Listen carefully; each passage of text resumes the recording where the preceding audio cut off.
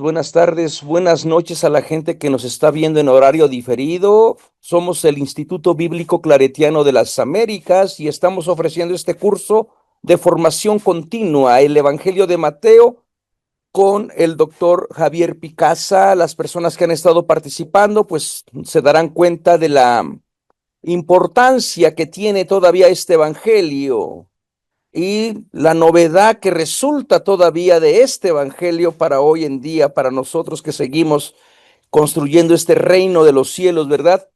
Eh, una de las cosas que hace grande también entre tantas cosas al doctor Javier Picasa es que se ha solidarizado con todas nuestras acercamientos hermenéuticos en América Latina. Verdaderamente ha hecho una gran labor. Así que, doctor Javier Picasa, aquí estamos. Gracias por su sabiduría. Buenas tardes, gracias a todos. Ayer teníamos el tema de la ley, es decir, de la norma de vida, desde las bienaventuranzas hasta las antítesis.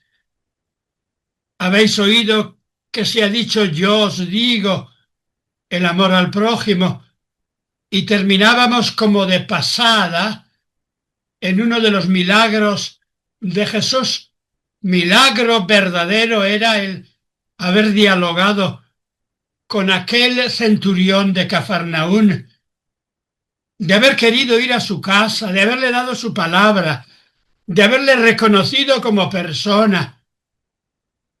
En el tema aquel de era un soldado, jefe de soldados, pero tenía un corazón herido por el hijo, por el amigo, por el servidor, en sus diversos sentidos de la palabra.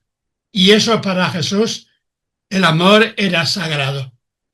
Terminaba ayer ahí con eso y con una referencia al canto de los héroes de Israel que habían muerto en el monte Gelboe, vencidos por los filisteos, el padre Saúl rey y el hijo Jonatás, amigos ambos, cada uno a su manera, de David. Hoy entramos en lo que llamaríamos la apocalíptica, algo así como el fin de todo. Y mañana nos queda, para terminar, la misión. Mañana nos queda la misión en Galilea, a las ovejas perdidas de la casa de Israel, y la misión a todo el mundo, llevando el bautismo en Dios, la inmersión en Dios, que es Padre, Hijo y Espíritu Santo, a todos los pueblos. Hoy tenemos básicamente, como he dicho, el tema del juicio, la escatología. Es un tema importantísimo. En los folios no os voy a dar folios muy largos porque sería muy largo. He hecho un esquema básico de Mateo 25, 31, 46 y es lo que he estado esta mañana organizando para mandarlo el sábado como texto escrito. Este ha sido para mí un tema de toda mi vida. El año 79 empecé a escribir una tesis doctoral con el entonces profesor del bíblico Benoit Van Hoye. Fue después cardenal de la Iglesia, ha fallecido ya, sobre Mateo 25. A finales de primavera del año 84 me dijo: el tema está bien, puedes mandármelo así. Me corriges quizá 2 o 3 cositas, lo escribo ya y lo firmo para defenderlo. Pero en medio tuve un par de líos de universidad y dije, no tengo ganas de ir demasiado a Roma para defender una tesis, y no la defendí. Hoy me da mucha rabia. La manera de no poderla defender era mandarla al editor, y el editor me la editó inmediatamente con el título de Hermanos de Jesús, hermanos más pequeños de Jesús y servidores de los más pequeños. Mateo 25, 31, 46. Tengo la pena de no poderles mandar este libro online ¿Por qué? Porque en el año 84 trabajaba yo algo en informática, pero no tengo el libro informatizado. Anda por ahí. Se puede hasta piratear. Se dice piratear. Se puede buscar por ahí en algún lugar. Anda por ahí, pero yo no lo puedo mandar entero porque no lo tengo entero online sobre Mateo 25. Es el tema de la clase. El tema de la clase que así empiezo. Hace unos 8 años, 9 años, me pidió el doctor Huerva, que actualmente es obispo de Buenos Aires, en Argentina, si asistía con ese trabajo a un congreso de Panamá, que era congreso sobre apostolado carcelario, porque el texto termina diciendo: estuve en la cárcel y me visitasteis o no me visitasteis. Al fin no pude ir por problemas que tuve, ya no me acuerdo de cómo. Y me da mucha rabia porque tenía buenos amigos allá en Panamá, en un barrio llamado El Chorrillo, junto al canal. Y había preparado bien el tema y os mando una parte. Anda publicado en revistas por ahí, lo podíais encontrar. Pero eso es el final. Empiezo primero por el capítulo 13 del Evangelio de Mateo. Mateo escribe en torno al año 85, en un tiempo terrible para los judíos porque está todo en el aire. La guerra la han ganado los romanos, han muerto la mitad de la población rebelde contra Roma. Hay muchos que quieren volver a luchar contra Roma y lucharán 20 años más adelante, el año 122, 23, 24, 25, contra Adriano, un emperador muy sabio, pero que quería tener pacificado el imperio y que de alguna manera puso una ley según la cual los judíos tenían que vivir lejos de Israel, porque si no, no había paz. Llevaban 40 años de diversas guerras. En ese tiempo culmina la literatura apocalíptica judía. Culmina, por ejemplo, el ciclo de Enoc, que intentan resolver las cosas diciendo que el mundo termina y cómo hay que prepararse para el final. En ese tiempo, el libro más interesante, más cercano a Mateo, es, por ejemplo, el cuarto de Esdras. Si alguno de ustedes tiene paciencia y tiene en su casa una Biblia con apócrifos que hay por ahí, aparece el libro cuarto de Esdras, o aparece prácticamente siempre en las ediciones latinas de la Vulgata. El libro de Esdras es muy parecido al Evangelio de Mateo, pero desde una perspectiva judía, judía fuerte, no cristiana, con el llanto inmenso por la destrucción de Jerusalén, con la visión de cómo va a venir el Cristo pronto, con un inmenso ejército para luchar contra todos los malvados, porque estamos, perdonar una palabra que se ha utilizado todavía en ciertos grupos políticos, más que religiosos de América, más que de otros lugares de Norteamérica, más que de otras poblaciones. Estamos en la madre de todas las guerras, la guerra contra el eje del mal, la guerra contra todos los malvados del mundo. En ese contexto hay cantidad de trabajos del Nuevo Testamento. Por ejemplo, el Apocalipsis está escrito esos mismos años con una perspectiva un poco distinta de la de Mateo, pero interesantísima.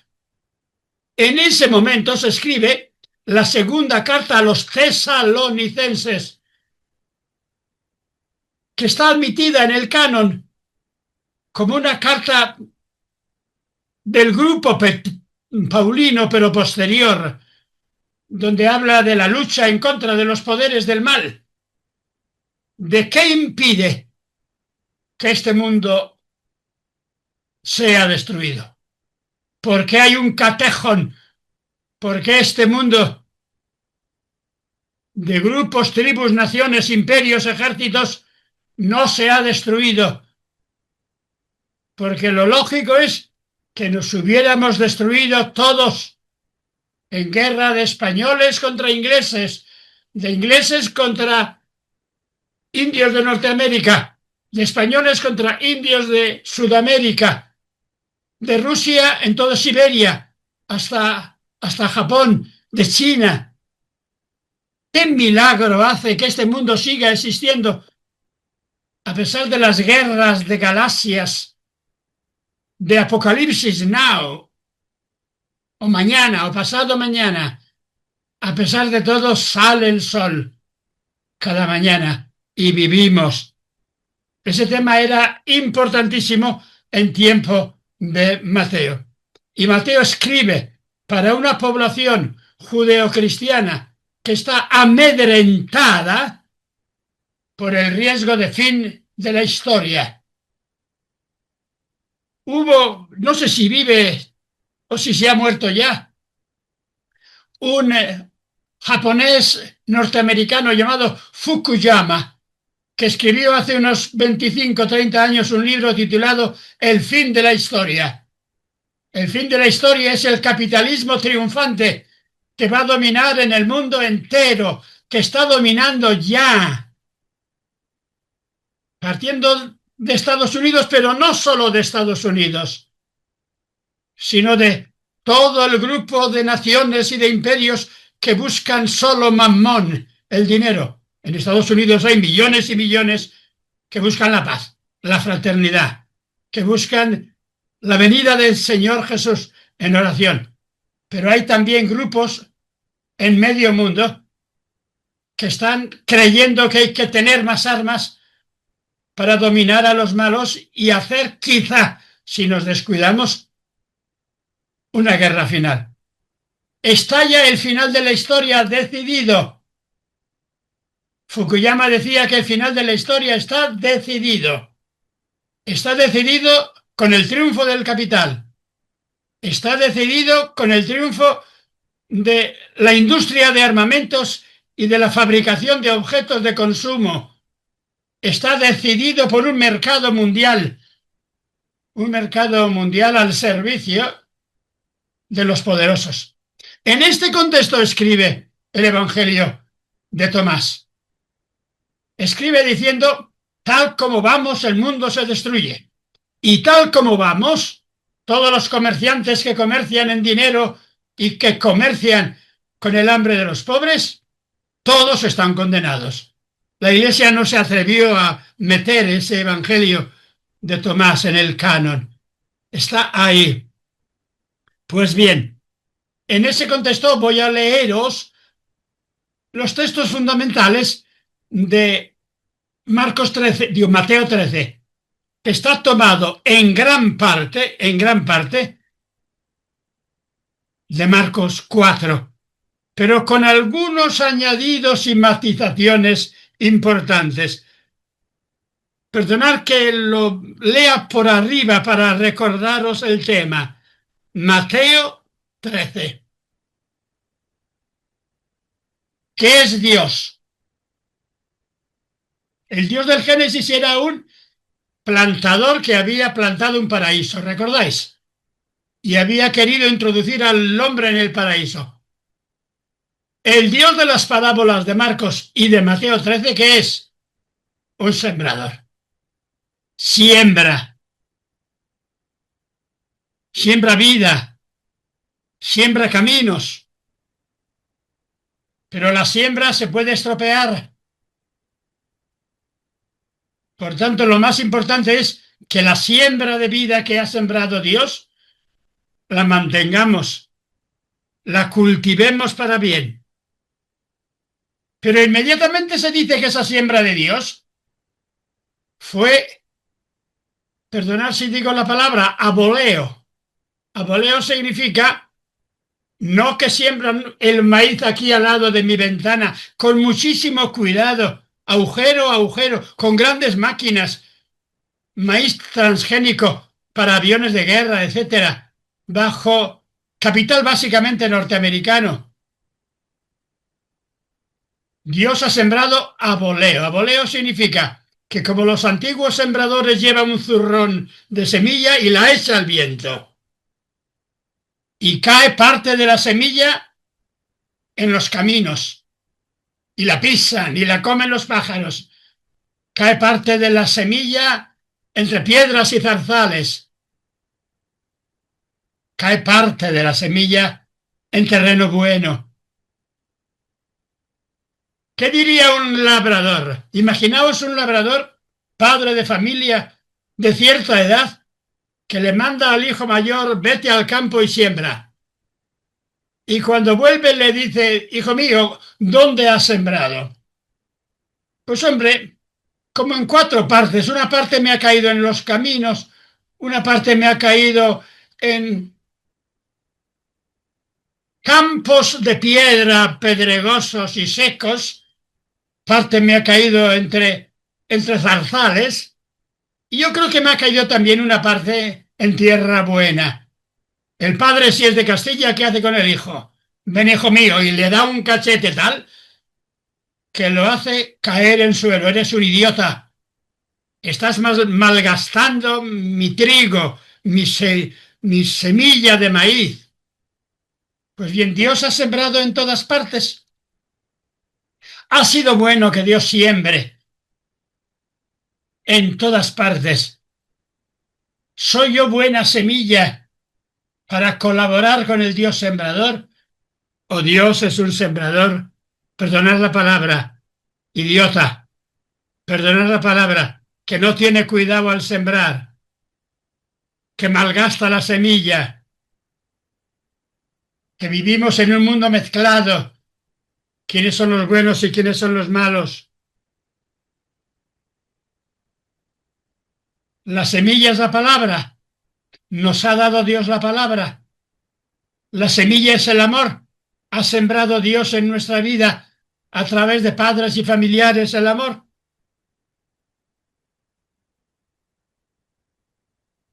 Y termina esta parábola de manera bonita, así. De manera bonita, así. Y cuando la termina, dice Jesús, ahora os voy a contar lo mismo de otra manera. Atención. Y dice, hubo un sembrador bueno que sembró buena semilla. Y que esa semilla buena está saliendo. Y que esa semilla buena está por todas partes. Desde China, pasando por la India y Persia, pasando incluso por España, fijaros, pasando por Estados Unidos, incluso por Estados Unidos, y por México, y por Colombia, y por Argentina, y por Centroáfrica, la buena semilla. Pero sigue diciendo la parábola. Pero había por allí un mal hombre que vamos a llamarle diablo, que sembró mala semilla. ¿De dónde nos viene esa mala semilla? Son diablos con cuernos y con tridente para sembrar mala semilla en la tierra con mala idea.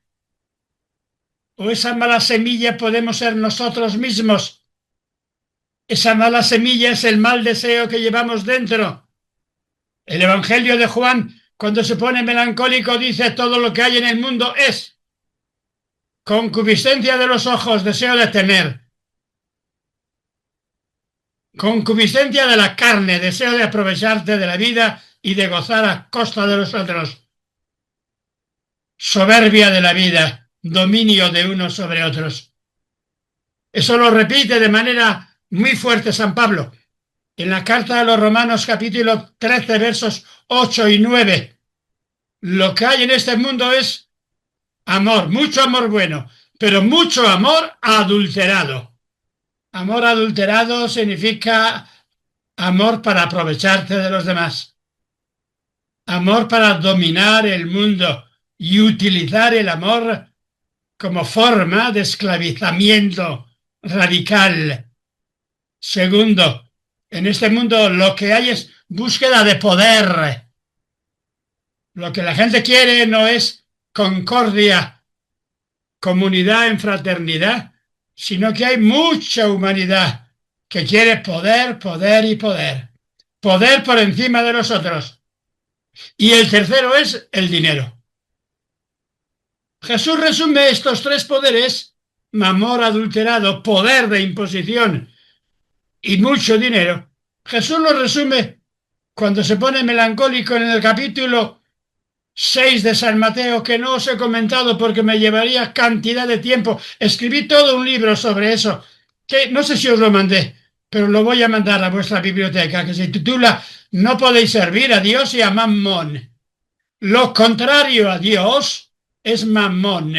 Mamón es el dinero convertido en Dios. ¿En quién crees? Aquí en Salamanca hubo una comedia muy famosa, allá en tiempos de San Juan de la Cruz, cuando andaba por aquí, que se ponía en todos los teatros. Se titulaba La Celestina y había los amores de Calisto y Melibea. Y le preguntan a Calisto en la Inquisición: ¿tú crees en Dios? Repite el credo. Dice: voy a repetir el credo. Su amante se llamaba Melibea y responde: Melibeo soy, a Melibea amo y en Melibea espero. Y no me queda ya mucho tiempo más para pensar en Dios y en otras cosas. Estoy muy entretenido con Melibea. ¿En qué crees? Hay un refrán aquí en gallego, que es el idioma precioso, como el de los portugueses, genial. Idioma que se habla en una parte de España llamada Galicia. Hay unos refranes muy bonitos: todo por el dinero. Con el dinero se compra todo. Con el dinero se pueden comprar islas y continentes. Por el dinero, buscando algo así como, qué sé yo, las minas grandísimas de oro. Los españoles fueron a Argentina, hacia arriba, a Venezuela, a Colombia. Buscaban el dorado. Decían que creían en Dios, pero creer en lo que creían era en el dorado. Pues bien, la segunda parábola es: Dios ha sembrado bien, pero ha sembrado bien, de verdad, de verdad, de verdad. Pero hay alguien que ha sembrado en este mundo mucho odio, mucho deseo de poder, mucho deseo de dinero. Y le vienen los criados al amo y le dicen: Señor, aquí estamos. Vamos a agarrar de pronto, la hoz y las máquinas y vamos a arrancar toda la mala simiente de sobre la haz de la tierra. ¿Recordáis, verdad? Estamos en la parábola esta, la que sigue a la del sembrador, la del trigo y la cizaña. Capítulo 13, versos 47 y siguientes. Le dicen al amo bueno: Señor, hemos preparado cantidad de utensilios, de hoces, de máquinas segadoras, y vamos a arrancar toda la mala simiente del mundo. ¿Qué les dice el amo? Este es un tema famosísimo de la literatura española. En El Quijote, la novela aquí de España, la más famosa, Don Quijote, en un momento determinado, cree que ve demonios malos ahí en los molinos de viento y dice: es muy obra de Dios arrancar esta mala simiente, destruir a todos los gigantes, a todos los bandidos, los molinos de viento. Y Sancho Panza, que es un hombre normal, que solo anda buscando un poco de comida buena porque no le llega, le dice: Señor Don Quijote, que son molinos de viento, que no son gigantes malos. Y responde Don Quijote: es mucha obra de Dios matar a todos los malos en este mundo. Y vamos a hacer, por tanto, una cruzada matando a todos los malos. Lo que pasa es que los malos para unos no son malos para otros. Y además dice Jesús, no vayáis a matar a nadie. Esto no se resuelve matando. Hay que vivir en un mundo mezclado. Y en este mundo mezclado dar testimonio de amor. Y dejemos el final a Dios. Y el final va a ser la cruz, con la llamada a la misión universal que veremos mañana. Repito esto, no vayáis a arrancar la mala simiente. No vais a lograr nada matando a los que creéis que son malos. No vais a lograr nada por dos razones: que no sabéis distinguir de verdad entre el bien y el mal. ¿Sí o no? ¿Os sabéis distinguir? Segundo, que a través de un tipo de guerra contra los malos vais a crear en el mundo más violencia y más maldad, ¿verdad? Aquí estamos, en medio de esta famosísima parábola. Y aquí mete Jesús una parábola que solo la tiene Mateo, que es preciosa, la parábola de la mujer.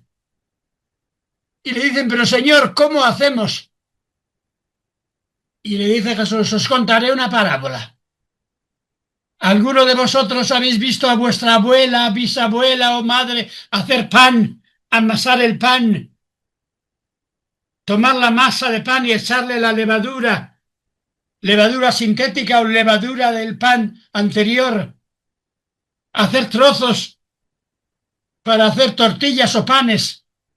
El reino de los cielos se parece a una mujer, no a un guerrero, sino a una mujer. A una mujer que hace pan. No diréis que no es una imagen preciosa. Está en el capítulo 13 de San Mateo, versos 33 y siguientes.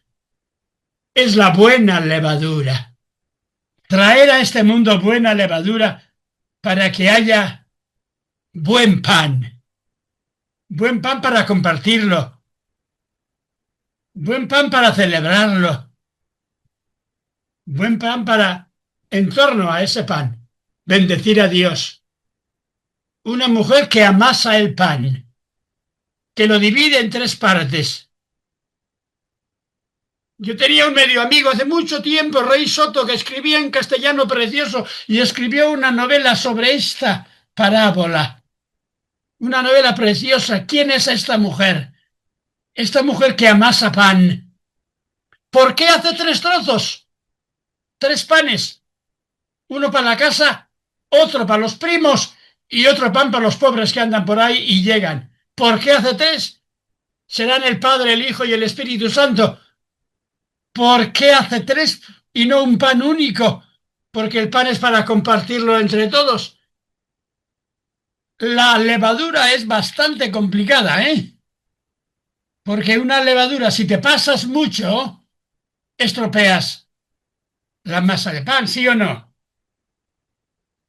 La levadura es buena cuando hace que el pan sea esponjoso. Los judíos sobre esto tenían 1000 leyes, sobre si el pan tenía que ser ácimo. Ácimo es sin levadura, acimos. A es no, hicimos es levadura. Pan sin levadura. Las tortillas de Medio América, así pequeñas, aplastaditas, ¿se hacen con levadura o sin levadura?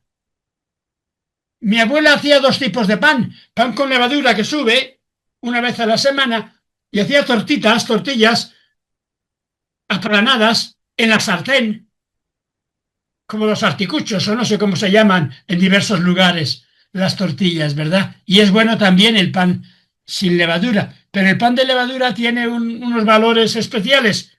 Pan con levadura. Y convertir el mundo entero, perdonad, en una panadería. Que haya competencia en hacer buenos panes. Invitarnos a panecillos unos a otros. Alimentarnos unos a otros. En línea de mujer. Fijaros, los guerreros anteriores querían matar a todos los malos. La mujer de la levadura quiere pan para todos. Y así Jesús hablaba en parábolas. Ahora hablaba en parábolas. Y tiene en este capítulo 13 un pequeño librito, un pequeño diccionario para entender las parábolas. Por ejemplo, la palabra es la semilla. El campo es el mundo entero. El tiempo de la culminación es el juicio. Capítulo 13, versos 36 y siguientes. ¿Cómo será el final? Y cuenta la parábola. La parábola es esa. El Hijo del Hombre, el Mesías, al final enviará a los ángeles para que culminen el camino. ¿Cómo? Esperar un rato, que hay que hablar de todo el Evangelio. Aquí en el capítulo 13 no puede responder porque la respuesta final en Mateo, ¿quién es? Jesús, que da su vida para que todos tengamos pan, que podamos compartirlo. La respuesta no es matar a los enemigos, sino dar la vida y morir por todos, unos y otros. Y todo esto si andáis enamorados. En el libro que estoy meditando, no sé por qué lo tengo estos días en mi cabeza, el Cántico Espiritual de San Juan de la Cruz, hay una lira, una estrofa. Lira es una estrofa de 5 versos que riman 1 con 3, 3 con 5. Hay una lira que dice: andando enamorada, me hice perdidiza y fui ganada. Si os preguntan qué hago, diréis que ya no guardo ganado, ni ya tengo otro oficio, que ya solo en amar es mi ejercicio. Aquí está la gran disputa entre los dos grandes, iba a decir, santos católicos del siglo XVI. Ignacio de Loyola, que era soldado, que había sido soldado, no quería mandar jesuitas para matar, pero un poquitín quería convertirlos a todos. Quería convertirlos a través de una misión, de unos apostolados. En cambio, San Juan de la Cruz no quiere convertir a través de una misión a nadie. Quiere dar ejemplo de amor. Y no hay otra misión que el testimonio ejemplo de amor. Que andando enamorada, que ya solo en amar es mi ejercicio. No guardo ganado, ni ya tengo otro oficio, que ya solo en amor es mi ejercicio. Hemos ido al mundo entero como misioneros. Los hispanos se fueron a América diciendo que iban a convertir a indios y a negros, pero fueron a dar testimonio de amor. Eso se puede preguntar, bien, y lo dejo así, abierta la pregunta, porque el problema también no es en el siglo XVI, sino qué hacemos nosotros, qué hace nuestra Iglesia. Si nuestro testimonio de amor mutuo puede transformar la humanidad. ¿Y qué tienes para poder transformar la humanidad? ¿Cuántos aviones tienes de guerra? ¿Cuántos cañones? ¿Cuántos tercios de aquellos de los antiguos hispanos o marines de los rusos o los chinos de ahora? Que dice el Evangelio: solo tengo un tesoro. ¿Qué es el tesoro? El Evangelio. ¿Has encontrado un tesoro? ¿Tienes en tu vida un tesoro? Ese tesoro es inmensamente rico. ¿Se puede comparar tu vida a la de un hombre que andaba por ahí perdido o una mujer perdida hasta que un día ha encontrado un tesoro y lo ha vendido todo, lo ha dejado todo a un lado porque quiere vivir de ese tesoro? Ese tesoro es una piedra preciosa y pasa la vida mirando la piedra preciosa, una margarita. Ese tesoro son 20 lingotes de oro y se pasa la vida mirando los lingotes de oro. O ese tesoro es la vida como don, la vida como gracia, la vida como amor que se comparte, para que vean vuestras buenas obras, para que vean lo que sois. El Evangelio de Mateo tiene allá en el capítulo 5 aquellas parábolas preciosas. Sois como una ciudad elevada sobre un monte, para que se vea, no por ostentación, no por decir qué buenos somos, sino para que se vea y se diga qué buena gente es esa. Vamos a ser como esos, porque merece la pena vivir como esos que tienen un tesoro grande, un tesoro de vida, lo más grande del mundo, lo más grande del mundo. Y termina con una parabolita diciendo que esto del reino es como una red para todos, una red para todos, pero esa red es para cazarnos, para destruirnos, o esa red es para liberarnos. ¿Y cómo es esa red?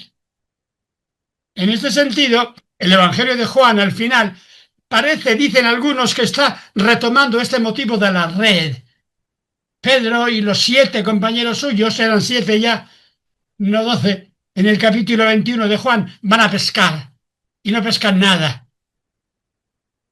Y aparece Jesús en la niebla y les dice, oye, ¿cuánto traéis? No traemos nada. Pero habéis tirado bien la red, habéis buscado bien, o andáis buscando donde no hay nada. ¿Y dónde hay? En los corazones de la gente. Y Pedro dice, pues empezamos otra vez. Y dice la parábola, en forma de parábola, que encontraron muchísimos peces. Y que Pedro ni aún así se dio cuenta de que era Jesús. Hasta que el discípulo amado le dijo, oye Pedro, ese que te ha dicho que eches la red, ese es Jesús. Y Pedro no estaba convencido, pero le cree al discípulo amado. Se quita un tipo de pequeño manto que tenía, se echa al agua y va nadando donde Jesús. ¿Recordáis la escena tan bonita, no? Y Jesús le pregunta, ¿me quieres, me quieres, me quieres? ¿Y dónde voy con tu querer? ¿No me das más que me quieres, me quieres, me quieres? Con ese 3 veces me quieres, me mandas al mundo entero. ¿Recordáis la escena tan bonita? San Juan de la Cruz dice, no me ha mandado Jesús a guardar ganado. Me ha pedido Jesús que quiera.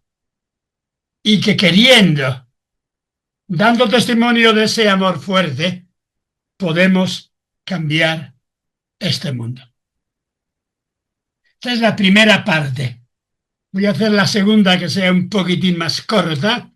La voy a hacer con el capítulo 25. Este capítulo 13 de las parábolas del fin de los tiempos coordina en Mateo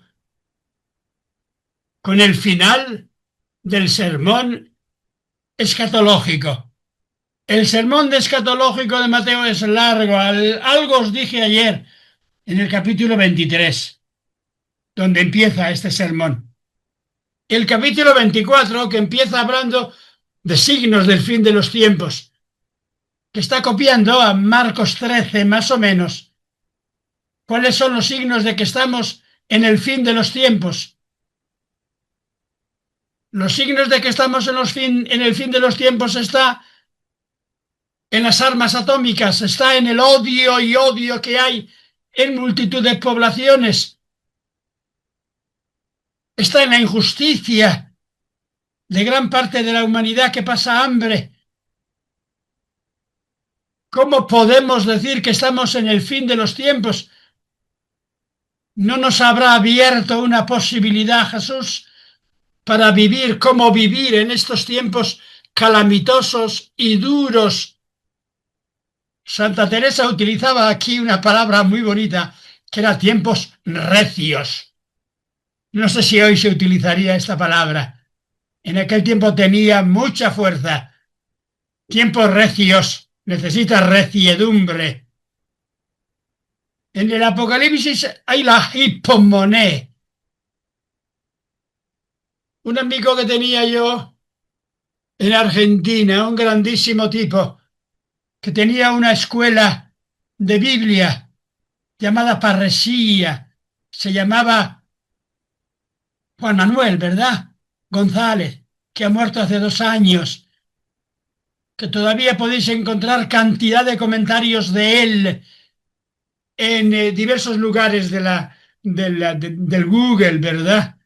Me invitó un par de veces porque había sido alumno mío y era amigo mío a ir allá en Córdoba.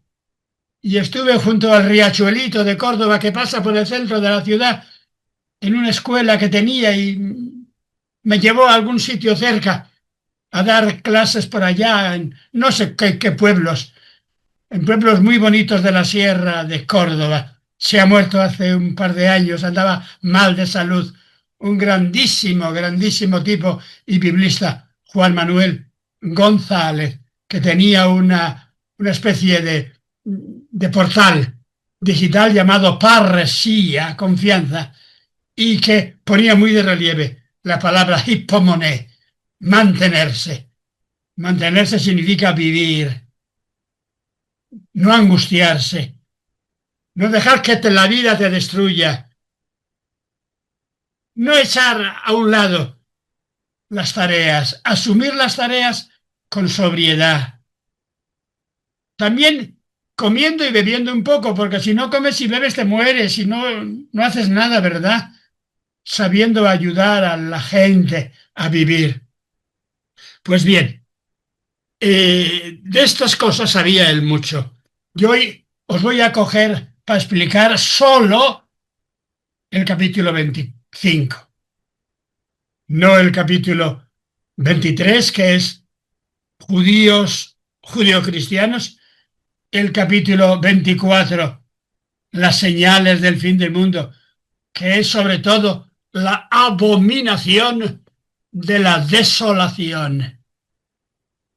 Abominación de la desolación. Es una palabra que viene del libro de Daniel, que era muy común en el Antiguo Testamento, cuando en lo más santo, en el corazón de la iglesia o del templo de Jerusalén, se meta la maldad, tened cuidado. Entonces puede venir ya el fin del mundo.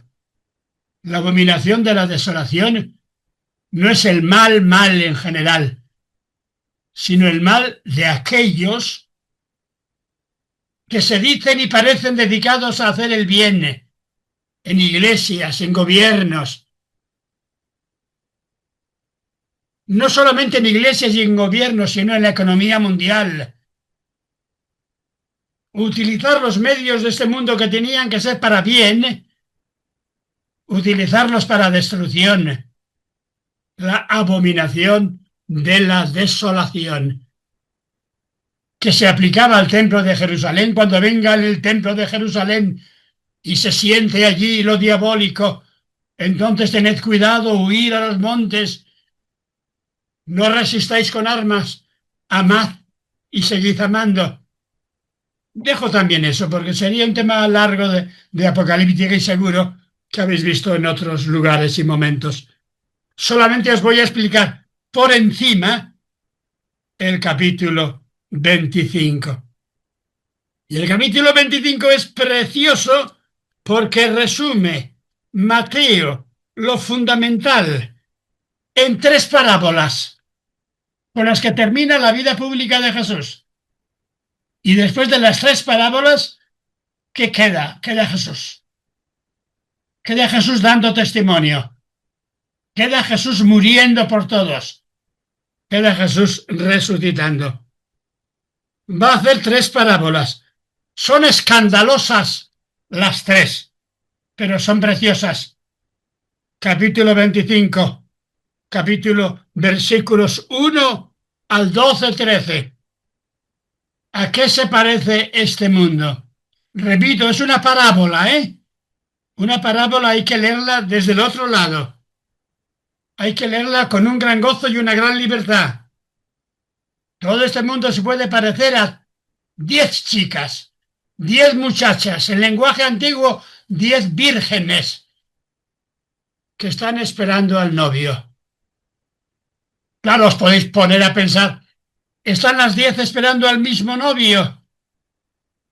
Ese novio que viene es un novio arenero de harén, que tiene 10 novias. O está hablando de cada uno. Y el símbolo es cada uno de nosotros. ¿Y por qué el Evangelio nos compara con una mujer? Nos ha comparado antes con la mujer de la levadura, que es una comparación espléndida, mi abuela, que hacía pan cada sábado, pan para 7 días, que hacía tortillas, de maíz sobre todo. Aquí el mundo entero se compara a 10 muchachas. Está bonito, ¿verdad? Toda la historia humana es una historia de amor. Una historia de amor que se puede comparar con 10 muchachas ilusionadísimas porque llegan las bodas, llega el amor. El novio es el único para todas. No te metas en ese lío. Mira, qué amor tienes dentro, a qué amor esperas, cómo esperas a tu amor. ¿Cómo esperas el amor de Dios? ¿Cómo esperas el amor de una familia? ¿Cómo esperas la vida como aventura de amor? ¿Qué tienes para poder regalar y recibir amor? Así empieza San Juan de la Cruz del Cántico Espiritual. ¿A dónde te escondiste, amado? Como ciervo huiste en el bosque, ciervo rápido, venado rapidísimo. Como ciervo huiste, habiéndome herido. ¿Qué herida llevo en el alma? La herida del amor. Llevo la herida de ser pobre. Llevo la herida de ser gorda y fea. Perdonad, esto se dice para chicos y chicas. ¿Qué herida llevo? La de ser pobre, la de ser gorda y fea, la de estar enferma. ¿O llevo la herida del amor? Un poeta español increíble llamado Miguel Hernández escribió sobre esto el verso aquel: con 3 heridas vengo herido, necesito curación. Murió en la cárcel Miguel Hernández, gran poeta. En la cárcel porque estuvo en la guerra y era un pobre hombre y le iban a juzgar quizá, pero murió de hambre, de abandono en una cárcel. Con 3 heridas vengo. La herida de la vida.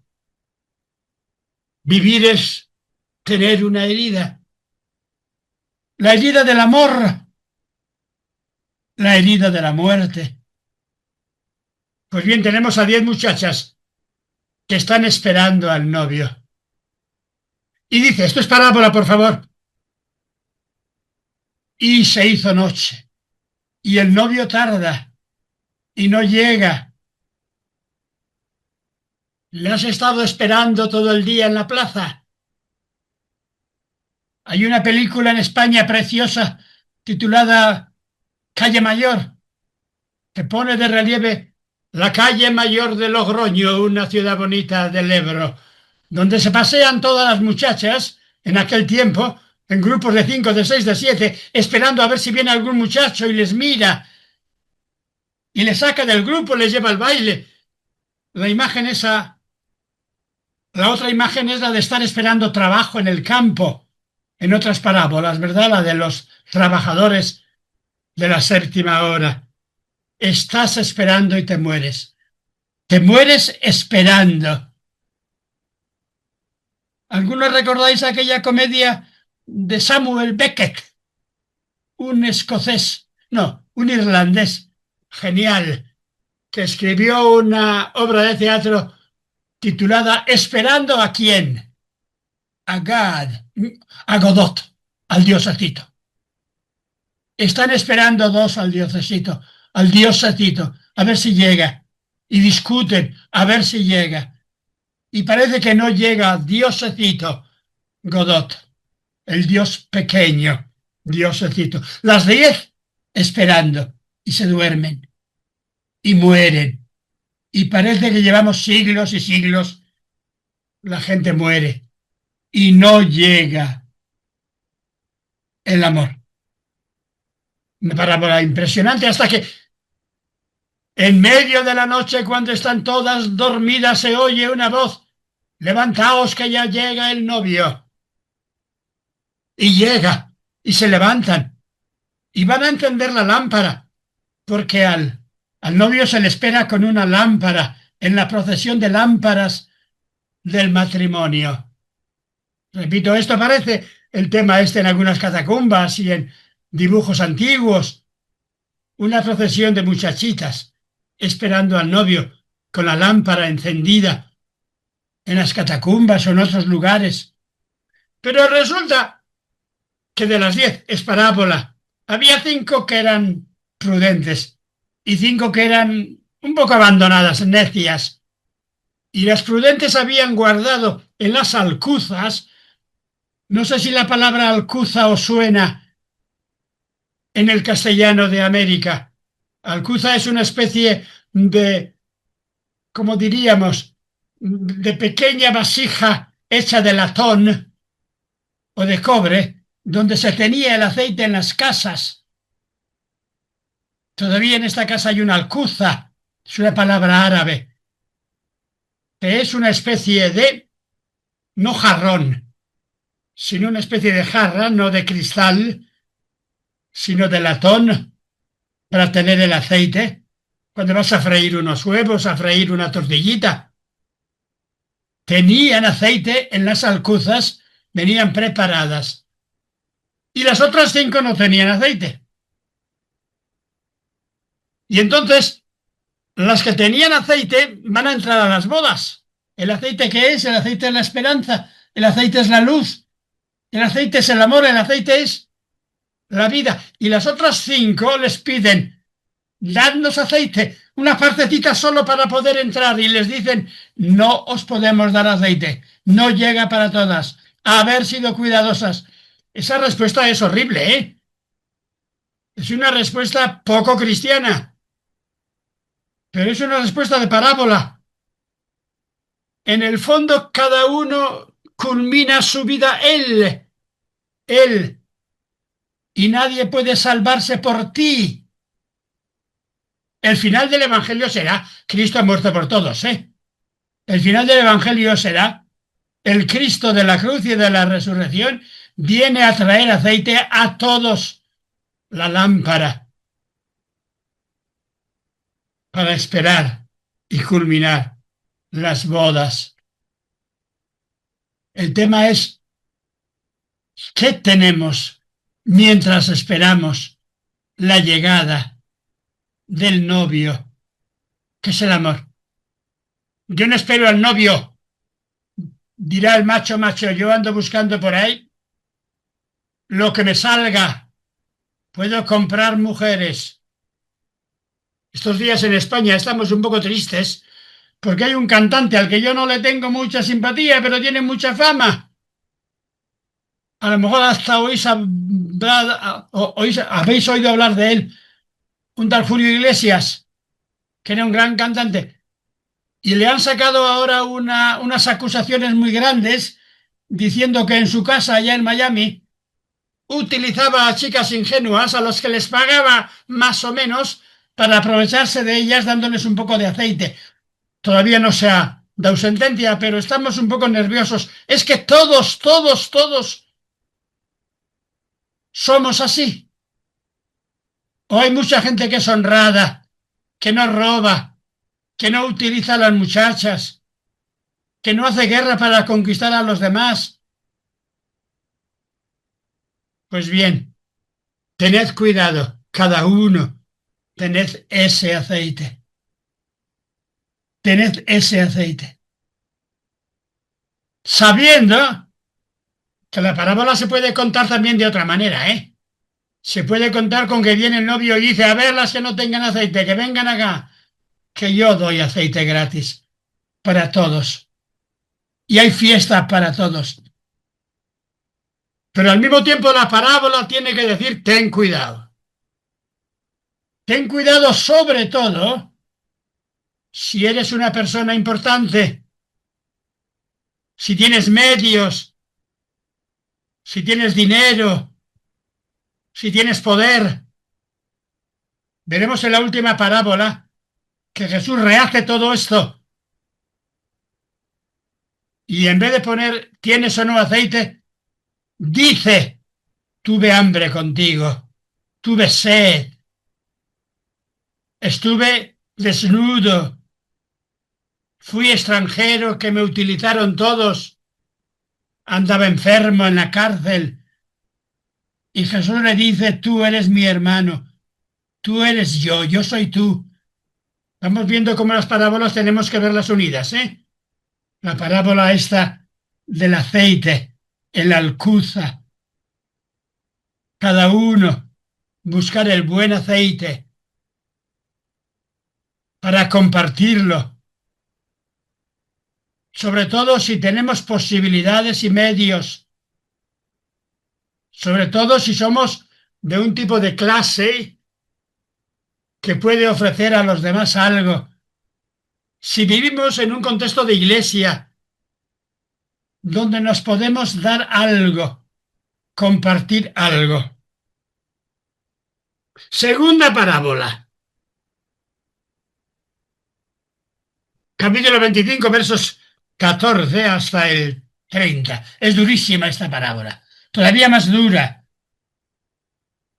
pero no está para imitarla externamente, sino para pensar, para discutir, para superar. Hay variantes entre Lucas y Mateo. Lucas en el capítulo 19, donde no habla de talentos, sino de denarios o de otra moneda,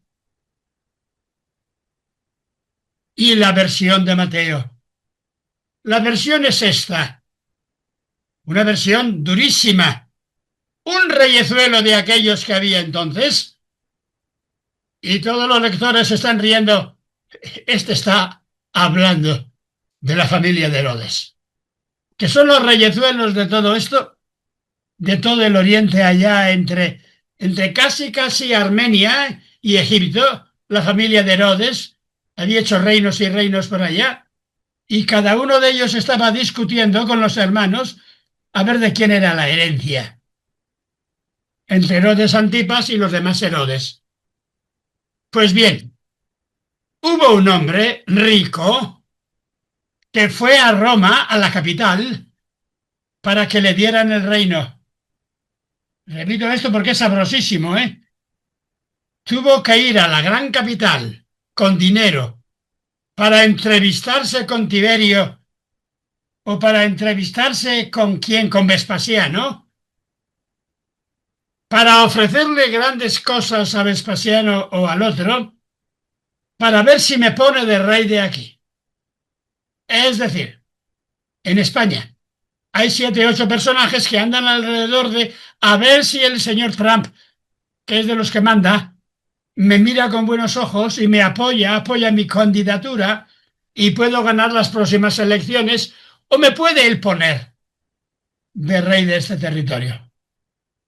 Está situado ahí. No es, por tanto, este que les da talentos a cada uno, no es un tipo bueno, sino que es un malvado. Malvado por poderoso, y malvado porque les da un dinerito a los que están sometidos a él para que le tengan al ganado dominado. Repito otra vez. Había un hombre que tuvo que ir a buscar reino por ahí y buscó a sus criados más fieles, escogió a 4 o 5 y les dijo: voy a ir a la capital, tengo que conseguir el reino. El reino se consigue por influjos económicos y sociales. Voy a ver si el emperador, el gran rey, me da el reino. No es Dios, por favor, ¿eh? Pero esto puede compararse con Dios también de una manera muy bonita. Y le da a uno cuánto. A alguno le da 5 de talentos. A otro le da 2 talentos. A otro le da 1 talento. Un talento era una cantidad inmensa de dinero. Un talento era miles de kilos de oro. A negociar con esto. A negociar para mi servicio, claro. A negociar para mi servicio. Y cuando llega con un gran ejército porque el emperador le ha hecho rey, les llama. Y el de los 5 talentos dice, oye jefe, me diste 5 talentos y he sabido negociar con ellos. Por tanto, aquí tienes los 5 talentos que me prestaste y aquí tienes también lo que he ganado. El segundo, 2 talentos. He ganado 2 talentos. El tercero, 1 talento me dijiste y yo he visto que eres un tipo duro. Siembras, recoges, siegas donde no siembras. Buscas apañar dinero donde no has puesto dinero. Por tanto, he tenido miedo y he enterrado el talento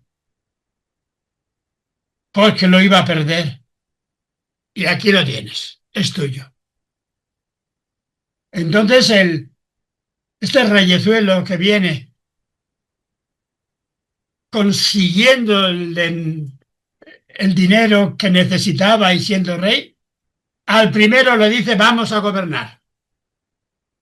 Te doy 5 ciudades. A lo mejor lo estoy cambiando. Al segundo le dice, vente conmigo tú también. Te voy a dar por lo menos 2 ciudades o 2 gobiernos por ahí. Y al tercero le dice, eres un mangante, perdonad, eres un pobre hombre. Yo quiero hombres fuertes y duros, no como tú. Quitarle ese talento. Pero señor, quitarle ese talento. Dárselo al que tiene 5. Y tú a la cárcel. Esa parábola, como la tomamos, es una parábola para gobernantes y gente de mucho dinero. Es para pobre gente que no tiene ni $20, ni $1.000 para alquilar una habitación, un piso en una ciudad. ¿Os parece Dios, este señor rico, o no se está portando como Dios, sino que se está portando como un gobernante rico, egoísta, sanguinario, porque está dispuesto a matar a esta gente que no le han dado el dinero que él les ha exigido? El año pasado hicieron en España un diccionario con la palabra más famosa ¿cómo se llama? De este año. ¿Y sabéis qué palabra salió en votación? La palabra aranceles. ¿Qué es en el fondo esto? El jefe les pide aranceles. Les da dinero para negociar, pero les pide aranceles altísimos. Y a los que se los dan, dice, vamos a gobernar. Y a los que no les pagan, les termina matando. Dios es así. Primero, frente a las muchachitas que lo que les pedía Jesús era amor, aquí aparecen hombres duros. Con este tipo de hombres duros se puede crear el reino. Este tipo de hombres duros son los que de verdad dirigen este mundo fuerte, intratable en el que estamos.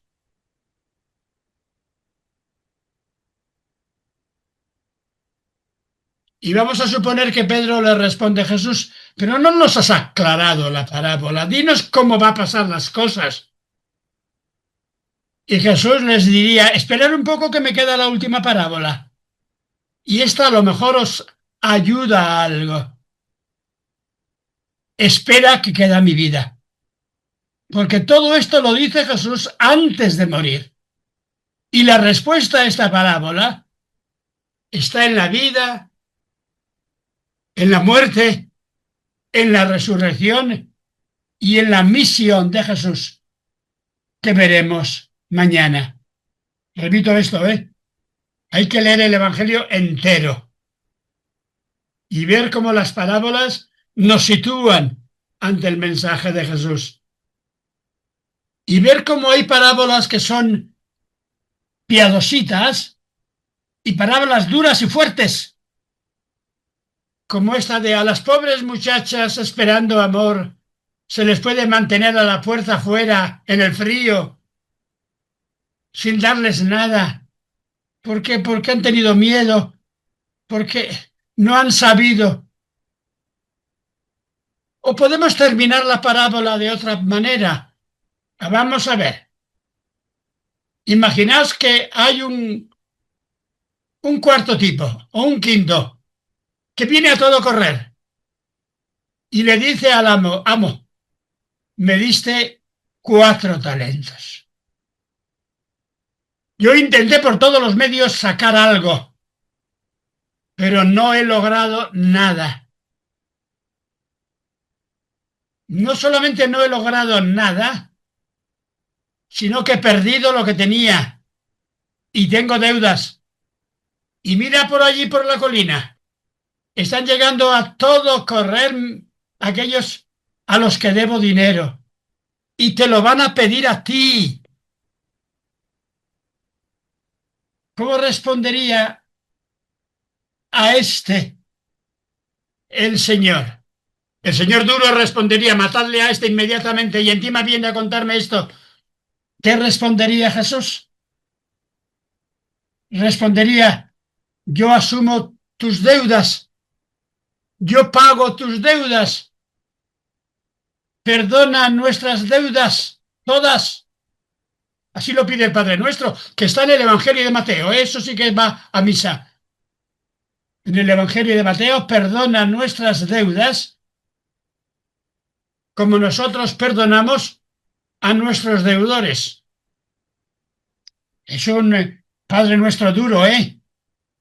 Tenía ganas de haberos explicado, pero otra vez, si vivimos y tengo algún curso, a lo mejor me animo a contar el Padre Nuestro de Lucas y el Padre Nuestro de Mateo y el Padre Nuestro de las iglesias actuales de hoy, que tienen miedo a Jesús y al Padre Nuestro. El Padre Nuestro de Mateo, al pie de la letra, dice: perdona nuestras deudas, deudas, todo lo que te debamos, no nos exijas nada, no nos pidas nada. En contra de esta parábola, claro. Perdona nuestras deudas. Segunda parte. Como nosotros queremos perdonar, digo así, a nuestros deudores. Como nosotros queremos perdonar, superar el mundo de deudas, crear un mundo de gratuidad. En castellano hemos tenido hasta hace 30 años el Padre Nuestro originario de Mateo: perdona nuestras deudas como nosotros perdonamos a nuestros deudores. Pero los liturgistas le tuvieron miedo y han traducido mal el de Mateo, mal, filológicamente mal, diciendo: perdona nuestras ofensas como nosotros perdonamos a los que nos ofenden. Cosa genial, cosa importantísima, pero que no es lo que dice el Evangelio de Mateo. El Evangelio de Mateo es: perdona nuestras deudas. No nos exijas deuda ninguna, lo cual significa, diciendo las cosas en castellano de Castilla, en español de Colombia o en lo que sea, Dios no nos va a pedir ninguna deuda. Dios no nos va a exigir nada que le debamos, porque Dios es perdón radical. Pero ante ese perdón podemos y debemos crear unas comunidades de iglesias, de cristianos que perdonan. Yo no le puedo pedir eso al gobernador del Banco España, porque ese tiene sus maneras de dirigir las cosas interesantísimas. Pero el Evangelio tiene otras maneras de plantear las cosas. Y el planteamiento de Mateo es: perdona las deudas que yo tenga, perdona todas las deudas, como yo quiero perdonar. Eso lo dejo, pero fijaros, está en el Padre Nuestro, en el capítulo 6, en el Sermón de la Montaña. Ayer os expliqué algo el 5, dejé el 6 un poco a un lado, pero en el Padre Nuestro está así. El Evangelio de Lucas lo pone algo distinto, pero no en contra de Mateo, sino el Evangelio de Lucas pone, perdona nuestras deudas como nosotros perdonamos a los que nos ofenden. No se atreve Lucas a decir perdona nuestras ofensas, sino que pone perdona todas nuestras deudas, todo lo que debamos, como yo quiero perdonar o perdono a los que me ofenden. Quizá podemos volver a eso un poquitín. Voy a descansar aproximadamente 4 minutos. Me queda lo final, que sería lo más importante, lo de Mateo 25, que es la última parábola, la última enseñanza. Pero le dedicaré unos 12, 13 minutos nada más al final, después de descansar 5 minutos. Si os parece, si anda por ahí el padre Manuel o alguien que nos diga, podemos descansar 5 minutos. Eh, Sí, adelante, profesor. Es la 1:14, entonces yo le recuerdo a la 1:20. Bueno, si no hay otra cosa, ya he descansado un poco y en 10 minutitos retomo el motivo, el tema, y Sí. dentro de 10, 12 minutos dejamos tiempo para intervenciones y preguntas. Ok, profesor, entonces es la 1:16. Me dice que 10 minutos de descanso está bien para usted. Sí, dentro de 10 minutos o 12 minutos, no voy a tardar más, tenemos las preguntas, si te parece, ¿verdad? Y hacemos Claro que sí, profesor. lo que decía el padre Manuel, que era mejor terminar todo el tema antes. Y yo quiero terminarlo también. Además, como os he dicho, de este tema escribí yo la tesis doctoral hace 40 años, Ajá. hermanos de Jesús y servidores de los más pequeños. Es un libro que está agotado, no se puede encontrar. Ujú. Quizá anda por ahí vendido por $2 o $3 en una librería de viejo. Hay resumen del libro en algún lugar de esto de la del Google, Sí. y lo que yo os voy a mandar ahora es un resumen bastante largo de esta parábola. No la voy a explicar, bastante largo. Ya la sabéis al pie de la letra, ¿verdad? Cuando venga el Hijo del Hombre, cuando venga el Cristo, cuando venga la clarificación universal, nos examinará en amor, con amor. Pero es parábola, ¿eh? Parábola en sentido externamente duro, pero internamente dulce. Cuando venga, se sentará en el trono de la gloria, reunirá delante de él a todos los pueblos, separará unos de otros como el pastor separa las ovejas de las cabras, colocará las ovejas a la derecha y las cabras a la izquierda. Entonces el rey, ya no se llama hijo de hombre, sino rey, dirá a los de la derecha, venid benditos de mi Padre, heredad el reino preparado para vosotros desde la fundación del mundo, porque tuve hambre, me disteis de comer, tuve sed, me disteis de beber, fui extranjero, me acogisteis, estaba desnudo, me vestisteis, enfermo, me visitasteis, en la cárcel, vinisteis a ayudarme. Y repite lo mismo desde la perspectiva negativa, apartaos de mí, malditos, al fuego de la destrucción, porque tenía hambre, tenía sed, estaba desnudo, fui extranjero, enfermo, encarcelado.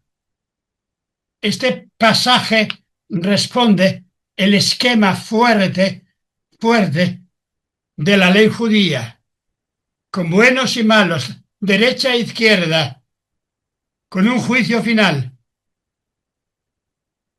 Externamente, por tanto, un juicio final durísimo. Venid benditos y apartaos malditos. Esta parábola recoge las 6 necesidades del mundo, que igual actualmente las podemos formular de un modo un poco distinto, o son las 6 necesidades del mundo. ¿Cuáles son las necesidades del mundo? Primera, el hambre, hambre y sed. Que haya hambrientos. Esa es la primera necesidad, el primer pecado. La segunda necesidad es que hay extranjeros y desnudos, gente sin patria, gente sin dignidad. Extranjero es el que está fuera, no está garantizada su vida por ley.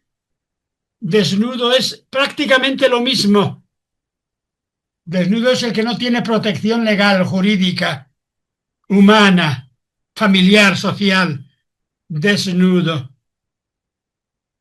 Después aparecen, junto a los extranjeros y desnudos, otras 2 necesidades importantísimas, que vienen en parte del que el mundo es malo, pero vienen en parte de la naturaleza, la enfermedad.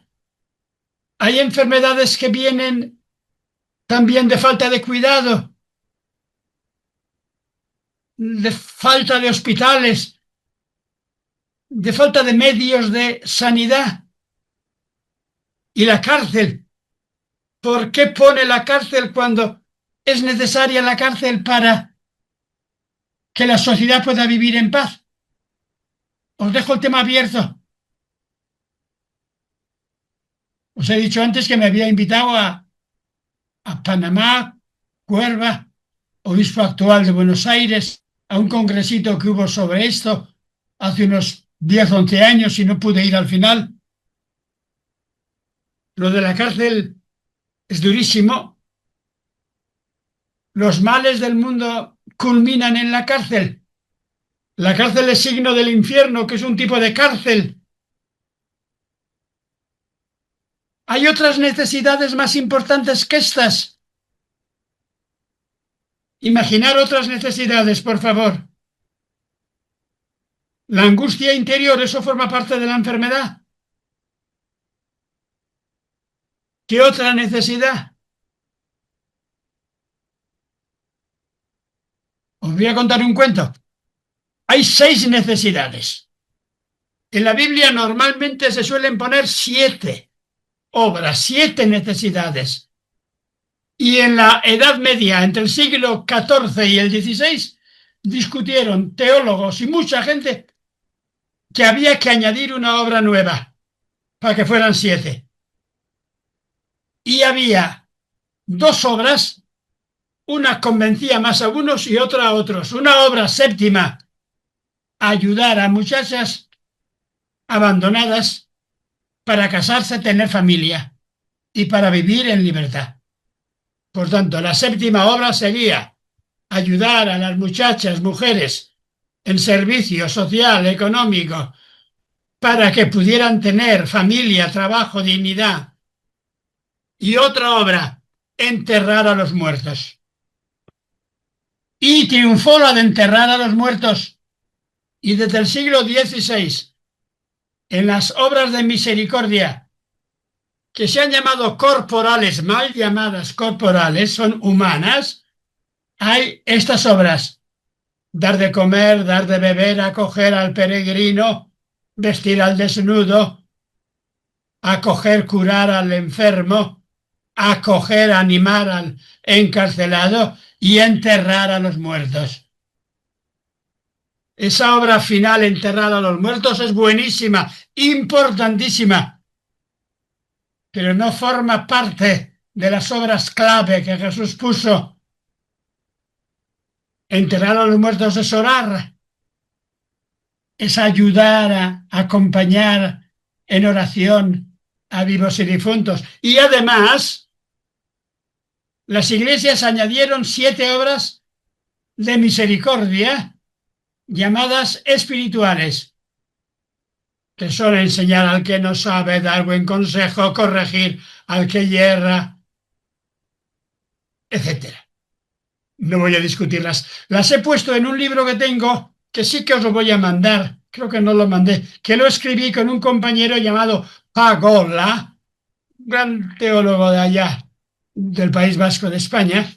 Escribimos un librito titulado Las obras de misericordia. Él tiene una parte más pastoral y yo tengo la parte más bíblica, y allí comento las obras de misericordia espirituales y corporales. ¿Estas obras son obras de misericordia? ¿El nombre está bien puesto? Bueno, no es malo, no es mal nombre, pero en el texto se les llama obras de justicia. Los que cumplen estas obras son justos, forman parte, por tanto, de la justicia, obras de justicia. Se podrían llamar también algo así como obras de derechos humanos. Según las grandes legislaciones que vienen desde el siglo XVIII-XIX, desde la Revolución Francesa hasta la Carta de Derechos Humanos, creo que está firmada en San Francisco, ¿verdad? Después de la Guerra Mundial, en San Francisco, Estados Unidos. Los derechos humanos son ¿cuáles? Derecho a vivienda, a educación. Yo creo que los 6 derechos humanos son derecho a comer, a beber, a tener hogar y patria, a tener protección jurídica y social, derecho a tener servicio médico, derecho a ser tratado con dignidad. En caso de necesidad de un tipo de cárcel, que sea una cárcel reparadora, no vindicativa, jurídica, en el sentido duro de la palabra. Lo más misterioso de esta parábola es que estas necesidades humanas son dolores de Dios, porque Dios se ha encarnado en este mundo y Dios sufre en el hambriento, en el sediento. Dios sufre en el marginado, desnudo, extranjero, enfermo, encarcelado. Esto es un tema de fe. Estas personas necesitadas con las que se identifica Jesús presentan una necesidad no simplemente jurídica, sino una necesidad teológica. Dios se manifiesta, se revela en los pequeños. Estas son obras de servicio mutuo. Y no me servisteis, diaconía, servicio mutuo, servicio social. ¿Quién hace estas obras de servicio social? Estas obras de servicio social las tiene, para vergüenza nuestra, más organizadas quizá un tipo de Islam clásico que un tipo de cristianismo clásico. Pero en el Islam clásico, en la actualidad, se tiende a decir que estas obras las tiene que realizar el Estado. Y aquí tenemos cómo pensar el Estado. Es el Estado el que tiene que dar de comer, el que tiene que dar de beber, el que tiene que garantizar justicia, legalidad para todos. Es el Estado el que tiene que garantizar servicio médico, o el servicio del Estado no llega ahí. Y esto lo tienen que realizar ¿quiénes? ONGs, organizaciones no gubernamentales. Lo tienen que realizar ¿quiénes? Monjes, hermanas de caridad. Los tiene que realizar el que quiera tener la Biblia, el Evangelio, como norma de conducta. Aquí estamos metidos, ¿eh? Aquí estamos metidos de alguna manera todos. Estas obras son obras que el texto le llama de episcopado. Episcopado es servicio mutuo. en la vida somos cada uno de nosotros garantes del servicio de la vida de los demás. Por tanto, frente a un individualismo en que cada uno se salve como pueda, tenemos que crear un tipo de grupo social, de humanidad, donde el pan, el agua, la bebida, la justicia social, la patria, el vestido, la salud, esté garantizado. ¿Quién lo garantiza? ¿Cómo lo garantizamos? ¿De qué manera este es el servicio fundamental de la Iglesia, que toma estas obras como su punto de partida? ¿Para qué está la Iglesia?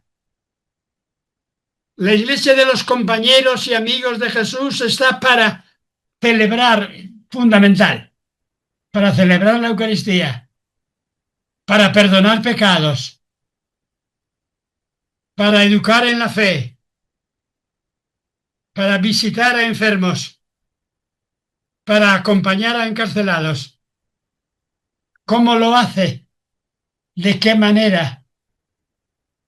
Este es un tema dificilísimo de plantear y de resolver. Y discuten en torno a esto los economistas y los políticos de un lado y de otro. Dicen que los comunistas querían arreglar estos temas. Parece que no los arreglaron. Y los herederos de los comunistas en China y en otros países también andan con problemas. Por tanto, no hemos encontrado la manera de ayudar estos problemas. El tema del hambre, ¿por qué viene? Porque vives en un país pobre. Porque eres un vago y no trabajas. Y por tanto, si tienes hambre es porque tú no trabajas. O hay otros problemas de fondo importantísimos, otras cuestiones de fondo importantísimas. ¿Cómo plantear este tema? Repito, no decirle al Estado que lo arregle él, sino las comunidades cristianas, cómo colaboramos en esto. Hay un canto que le atribuyen a Santa Teresa, que yo lo he oído en inglés, en Norteamérica atribuido a Santa Teresa: Dios no tiene manos, tú eres las manos de Dios.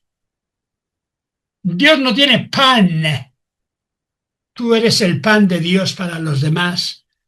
Dios no tiene este tipo de leyes, tú tienes que crear un tipo de leyes para bien de los demás. El hambre es consecuencia ¿de qué? De la mala organización económica, de la falta de trabajo. ¿De qué? El tema este del Evangelio no te lo resuelve de manera teórica, te dice simplemente que en el hambriento está Jesús, está Dios, que es el sufrimiento de Dios en este mundo, donde Dios llora. Y la pregunta es, si Dios llora, ¿por qué no resuelve las cosas? Era el tema de las tentaciones.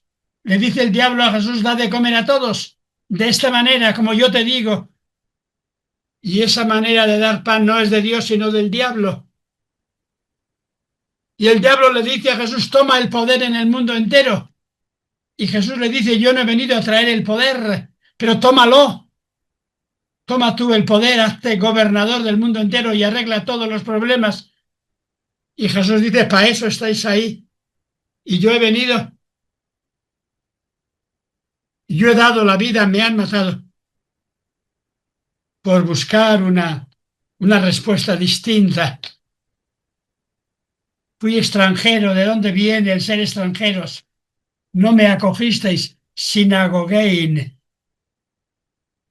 En el Evangelio, y Pablo después, dice que nadie es extranjero, que por tanto las fronteras nacionales son artificiales. Están bien, es bonito que haya peruanos y que haya qué sé yo, guatemaltecos. Es muy bonito que seamos distintos, pero no para crear fronteras de separación, sino para mejor poder ayudarnos unos a otros, ¿verdad? Y de aquí se podría seguir. Estuve desnudo. Desnudo significa sin protección, prácticamente desnudo, y exilado extranjero es lo mismo. Estuve enfermo. ¿Qué tipo de enfermedades se pueden curar? Enfermedades caras, con penicilina cara, enfermedades de la vida que se arreglan con el consejo, con la ayuda psicológica, con la buena presencia de unos en otros, como curaba Jesús. Y el tema de las cárceles lo dejo porque me parece demasiado grande para tratarlo. ¿Sabéis por qué?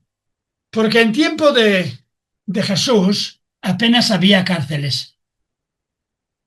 Los juicios terminaban casi rápidamente, directamente, en condena inmediata a muerte para unos o en condena de mandar afuera a otros, mandarlos al extranjero, mandarlos a las islas, mandarlos a los desiertos, o en los castigos corporales, cortarle uno la mano. Un poco la legislación antigua que ha pervivido en ciertos lugares musulmanes hasta ayer. Pero San Mateo está viendo que llega una sociedad que de alguna manera tiende a encarcelar, a expulsar a una cantidad grande de población y que actualmente, con inteligencia artificial y otras, vamos creando un mundo de exclusión de algunos, que eso sería cárcel. ¿Cómo invertir eso? Teóricamente son las 8:40. Dejo esto así. Y tenemos 20 minutos para si alguno quiere preguntar, si alguien toma aquí la dirección de esto, y yo intentaré responder lo que pueda, sabiendo que mañana me queda lo último, que es lo de la misión. Muy Después de bien, todo esto, profesor. al final de todo esto, está la muerte de Jesús. Ha muerto por todos. No ha muerto para no darle aceite a las vírgenes necias, no ha muerto para mandar a la cárcel a los que no negocian bien con los talentos, ha muerto, ha dado la vida para que podamos vivir en fraternidad. Y bueno, gracias por haberme escuchado. En estos Gracias a 20 usted, minutitos, profesor. a ver qué vemos, si alguien Claro que quiere. sí. Vamos a tomar preguntas. Nuevamente la invitación solamente es para que sean muy directos en la pregunta. Bueno, Mauricio Rojas. ¿Aló? ¿Me escucha? Ya. Hola, Mauricio. Hola, ¿qué tal? Mucho gusto. Muchas gracias, Padre Manuel, a todo el equipo de IBICLA, por supuesto, al profesor Picasa por este estupendo curso. Gracias. Profesor, las tres parábolas que están en el capítulo 25, a mí me tienen, o sea, gracias por todo lo que usted ha dicho, me encanta la interpretación que Dios se nos presenta en las necesidades del ser humano, encuentro un camino precioso interpretativo. Sin embargo, también hay otro que a mí me cuesta mucho, y que es que en el fondo en las tres se propone el mérito, o sea, al que hace bien las cosas le va bien y al que hace mal las cosas al infierno. Y esto es totalmente contradictorio con un Dios misericordioso, un Dios que es seno materno. Entonces, ¿qué nos ofrece usted como ayuda interpretativa de que esto no está privilegiando un camino pelagiano, por así decirlo? Gracias. Eso lo quería decir y lo he dejado pensando que alguien entraría en ello.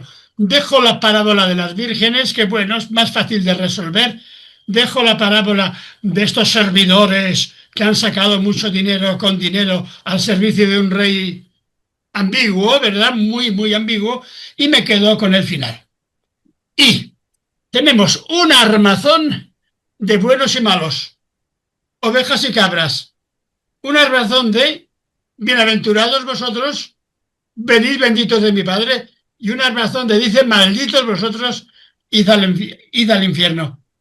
En prácticamente todas las iglesias europeas, católicas y ortodoxas, de la Edad Media, en la portada de las iglesias, por ejemplo en Santiago de Compostela y demás, se pone un dibujo del juicio final. Aquí en Salamanca, en una catedral increíblemente hermosa del año 1180, allí aparece en el ábside el juicio final. A esto, con derecha e izquierda. Pero la parábola está contada con un poco de inteligencia. A ver la inteligencia de la parábola. Jesús, a ti, Mauricio, a mí, Javier, me manda dar de comer siempre. ¿Está claro? Dar de beber siempre, a todos. No me dice a los buenos dales y a los malos no. Me dice, acoge a los emigrantes, a todos, no me dicen malos y buenos. Ofrece dignidad, vestido a todos. Cura, ofrece salud a todos. ¿Está claro? Y hasta ahí digo, bueno, va, esto bien. Y me dice, ayuda a los encarcelados. Y ayuda significa ayudarles a vivir, a sobrevivir, a que haya para ellos justicia, a que haya para ellos reino de Dios. Y dice, oye, Dios, tú me estás engañando. Y me dices al final que tú mandas al infierno a todos y a mí me dices que no mande a la cárcel a nadie. ¿No estarás en contradicción? Evidentemente Jesús quiere que veamos esa contradicción. Esa contradicción significa, por un lado, si tú no ayudas a otros, corres el riesgo de perderte. Ten cuidado. Corres el riesgo de perderte. Te lo digo por tu bien, porque si ayudas y acompañas, serás, vivirás, podrás gozar. Eso es mérito. Bueno, pero es un mérito que viene de que Dios se ha hecho pequeño, de que Dios ha muerto por ti, de que Dios está en los que sufren. Por tanto, no es mérito, sino que es gozo radical. Y último, si Dios me dice tú ayuda a todos los encarcelados, a todos, está claro, ¿no? A todos, es que o ese no es Dios, o ese no puede mandar al infierno a nadie. No sé si me explico. Si a mí me dice, ¿qué? ¿Cómo? ¿Y por qué entonces el Evangelio lo escribe? Y no Sí, se queda en la mitad. sí, esto, Dios me pone ante mi espejo y me pone con el estilo de Antiguo Testamento, que es el estilo de pacto, derecha-izquierda. Es el estilo también de una amenaza en un sentido cariñosísimo. La amenaza cariñosa es, sé generoso, acoge, ayuda, quiere y serás. No porque tú te lo merezcas, sino porque hay Dios que va por ahí. Que eso en este mundo no se puede. Pues no digo yo si se puede o no. Pongámonos en camino. No sé si me explico. Esto yo no se lo puedo obligar al presidente, y voy a decir de Argentina, ni al presidente de España, como políticos. No sé si me explico. No se lo puedo obligar. Pero en este sentido, a mí me enseñó mucho unas cosas que escribía el arzobispo actual de Buenos Aires, Cuerva, que tiene en el corazón esto. Y esto lo tenía en el corazón radicalmente el Papa Francisco, que tiene esta parábola como clave de toda su pastoral. Y ha ido nombrando gente por ahí para obispos en todas partes que tenga sensibilidad por los encarcelados, por los pobres y demás. Y ahí estamos. Y yo confío absolutamente en que Dios encontrará la manera. Yo no la encuentro, ¿eh? Yo no encuentro manera, ¿por qué no? Primero porque soy un pobre hombre y tercero porque hay Dios. Y si Dios ha optado por entrar en este mundo, y esta parábola es para inteligentes que sepan leer las cosas desde el otro lado, sabiendo que hay una especie de amenaza constructiva. Amenaza constructiva es, oye Pepe, si vas por ese camino, estropeas a miles de personas, o por lo menos a tu mujer, o a tu hija, y te estropeas a ti mismo. No sé si me explico, por ese camino. Y es bueno que se lo diga. Y si lo diga, espera, vamos a tomarnos una cerveza, un mate y vamos a discutirlo. Pero cambia tu corazón, ¿sí o no? Y eso solo se puede hacer con el ejemplo de mi vida, si yo lo hago, un poco, porque de lo contrario me va a decir, y tú andas diciendo esto, y al final terminas mandando a la Inquisición al otro y al otro y al otro. No sé si me explico. Por ahí iría, ¿eh? Gracias por decirme esto. Vamos a darle la palabra a Carlos Izaza, por favor. Muchas gracias, Padre Manuel. Profesor Picasa, mil gracias de nuevo. Qué chorro de luz tan importante. Dios le pague. Mi inquietud va en torno a la parábola de los talentos, profesor. Me dejó usted con su comentario un poco en estado como Condorito, ¿cierto? En estado de plop. Nunca, no había escuchado su comentario y siempre había tenido la interpretación de que esta parábola de los talentos nos habla sobre las rendiciones de cuentas, ¿cierto? Que recibir el mensaje del reino, aquellos que reciben el mensaje del reino y se refugian luego en la falsa seguridad, por ejemplo, del clericalismo, del dogmatismo, no sé, el ritualismo, etcétera. Por ese lado siempre había entendido yo esta parábola y que había que hacer fructificar los bienes del reino. Pero me gustó muchísimo su comentario y mi pregunta, mi inquietud es, profesor, por favor, profundice un poco más al respecto, porque yo seguramente soy uno de esos poco inteligentes que ha recibido más bien poquito talento, pero quiero comprender bien esa interpretación que usted acaba de exponernos, que me parece interesantísima. Le agradecería mucho que me regalara unas palabritas al respecto. Gracias, profesor. Esto no es de inteligencia de libro, no es de inteligencia de universidad.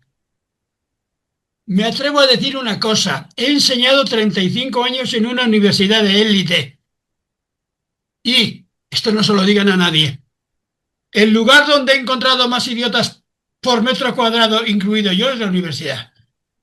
Porque es una universidad que ha querido un tipo de excelencia, educar para ser más, educar para poder más, educar para gobernar desde arriba. Segundo, el amo de esta parábola, el que les da los talentos y le dice, ¡hala!, a fructificar, ¿es Dios o no es Dios?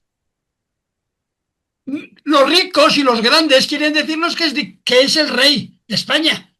El rey de España se arrogaba esta parábola, tenía derecho. Pero Jesús, lo más seguro, está hablando con una ironía muy fuerte, muy fuerte. Y podía haber citado yo aquí aquello que viene, no sé ahora dónde está en Mateo 12 por ahí. Los grandes de este mundo dominan, esclavizan y encima se hacen pasar por bienhechores. Y les ponen una estatua en la plaza del Capitolio, de donde sea, ¿verdad? O sea que este reyezuelo que les da 5, 2 o un talento para que negocien como ministros duros, para que saquen dinero, ese no es el Dios de Jesús. Y Jesús nos cuenta eso para que seamos capaces de situarnos ante esa parábola con personalidad cristiana. Y la última parábola es la que sí te ayuda a ver las cosas. Jesús está entre los que sufren. Por tanto, Jesús está como representado en los 6 sufrimientos humanos, que podríamos añadir junto a esos 6 otros. Sabéis que la Iglesia ha añadido el sufrimiento de no tener, ¿cómo se llama?, buen entierro, ¿no? Enterrar a los muertos. No sé si os lo conté, lo repito siempre. Mi primer baño de realidad en torno a esto, en una familia muy tradicional, con cementerio muy tradicional, con misas gregorianas 30 días por los muertos, con visita al cementerio, viene mi padre de un viaje de mar, porque era marino, y nos cuenta de niños la historia del compañero muerto en el Caribe y al que le van a enterrar en el mar. Porque en aquel tiempo no había seguridad en cámaras frigoríficas, el año 51 o 48 mejor quizá, ¿verdad? Y me dice, ¿ese está también enterrado? Como tu abuela o la mía. Aunque a mí me gusta que mi abuela esté en un cementerio bonito, no sé si me explico. Y entonces, el enterrar a los muertos ¿qué es? Orar por ellos, tener solidaridad por los vivos. Está en Mateo, que no os he explicado, uno que le dice a Jesús, oye, déjame que voy a enterrar a mi padre antes de, y dice, es durísimo, eso no me atrevo a decirlo si no lo explico con cierta longitud, ¿verdad? Dejad a los muertos que entierren a sus muertos. Tú preocúpate de que haya vida en este mundo. Y también un consuelo importantísimo es ayudar a los que tienen muertos en la familia. Ayudar a vivir a viudas, a huérfanos solos, abandonados, ¿verdad? Por ahí. Y en ese sentido, pues las parábolas, por eso pone toda la discusión al final. Entender las parábolas es lo más difícil, porque las amaestramos a nuestro servicio, por ahí diría, ¿no? Y en ese sentido, pues, para mí el escándalo es que Dios se haya encarnado y que Dios asuma la suerte de los hombres. Y que el representante, lo digo de manera muy dura, el mayor representante de Dios en Madrid es un encarcelado, no el obispo de Madrid. No sé si me explico, ¿verdad? Por ahí. ¿Y a dónde me lleva eso? El mayor representante de Dios en Madrid es un mendigo de la calle que tiene que dormir debajo del puente y le echan del puente, como acaban de echar en Barcelona hace unos días, pero esto pasa en cualquier lugar, ¿eh? En Barcelona había unos que habían agarrado una zona abandonada y habían hecho allí y ya ha venido el alcalde, ha dicho eso es público y los ha echado. Y entonces ellos se fueron debajo de un puente y los han echado de debajo del puente. Y han salido cantidad de grupos para decir a ver dónde y cómo. Pero eso es un tema dificilísimo porque mientras la economía esté así, cada año llegarán a España 1 millón o 1,5 millones de emigrantes. Que por una parte los necesitamos, iba a decir los necesitamos, porque si no dicen por ahí los políticos, ¿quién va a ser criada en nuestra casa? ¿Asistente de los ricos? ¿Quién va a ser barrendero por ahí? Que nadie quiere ser barrendero, etcétera. ¿Quién va a tener esos oficios? Por una parte necesitamos mano de obra barata, porque aquí nadie quiere ser de eso y al mismo tiempo los queremos echar, lo cual indica que estamos en una sociedad loca. Perdona, no. Muy bien, profesor. Perdón. Le vamos a dar la palabra a Verónica. Verónica. Sí, buenas tardes. Ante todo, gracias, profesor, y gracias, Ibicla, por darnos este tiempo, que la verdad que es un regalazo de Dios el poder escucharlos y poder compartir con hermanos de otros lugares. Justo lo que estuve pensando es lo que usted acabó de comentar recién, profesor, esto de que tal vez el anuncio o esto de que que Jesús venía a anunciar el reino era poder tal vez como cristianos vislumbrar los signos de los tiempos, ¿no? Esto de un Dios que se hizo niño en su fragilidad, en su pequeñez, para que nosotros asumamos también, para que podamos vernos como un espejo en esa fragilidad. De alguna manera, creo que Jesús cuando hablaba o tenía ese pensamiento apocalíptico, hablaba hacia eso, ¿no? Hacia, porque de hecho dice, el fin del tiempo no lo sabe nadie, solamente lo sabe mi Padre. Entonces, ¿a qué estamos llamados como cristianos? Y justo todo lo que estaba pensando es lo que usted estaba comentando recién, esto de, por eso se hizo niño, ¿no? Que Dios, cuánto amor, cuánta locura de este Dios que se hace niño en esa fragilidad, en esa pequeñez, para que podamos asumirla. Así que muchas gracias. Gracias, Gracias, un pequeño Verónica. comentario. Recuerdo es que- de los tiempos de allí, de Buenos Aires, ¿verdad? Sí, Y además para mí el apellido Echegoyenberry, que es la casa nueva de arriba en euskera, sí. me da pues esa cosa que tenemos los vascos y así de ser muy, muy orgullosos. Qué grandes somos. Somos todos iguales, ¿verdad? Pero es Gracias. bonito recordar. ¿Qué? Y a Gracias, ver ahora, profesor. Una sola cosita. Y el obispo Ignacio García Cuerva es el que fue ahora designado por el León, nuestro Papa León, como en la pastoral carcelaria internacional. Fue Claro. designado. Oye, si alguno tenéis la suerte de verle y de saludarle y tenéis un momentito, decís, un loco llamado Javier está todavía arrepentido de haber podido ir a lo que le invitaste allá en Panamá. Si alguien le ve y tiene confianza, ¿eh? ok. Gracias, Bueno, ahora gracias. tenemos a RR, ¿qué será? Romanos, republicanos, ¿qué será? RR, a ver quién está por ahí. Ahí ya se fue. Que oprimieron la Ah, mano de bajar la mano. terminó de bajar la mano. Bueno, tenemos Sí, entonces a Gebre, hermano ok. Gebre. Muy buenas tardes, buenas tardes. Soy Gebre de Esmeraldas, Ecuador. ¿Me escuchan bien? Muy Bien, bien. muy bien. Y quería preguntar al profesor, estos días estoy escuchando, esto es muy bueno, el comentario, pero también aquí, justo ayer me preguntaron de una pregunta acá a unos grupos jóvenes, decían así.